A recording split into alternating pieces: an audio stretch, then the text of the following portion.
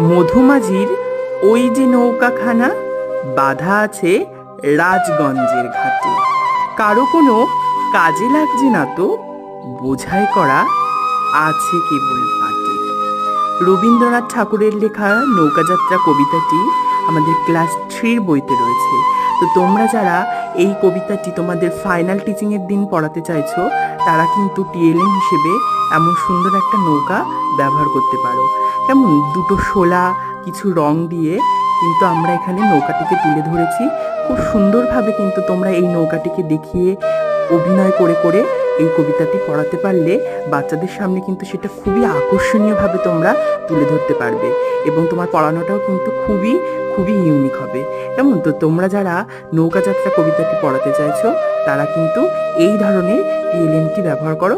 দেখো তোমাদের পড়ানোটা খুব সুন্দর আকর্ষণীয় হবে।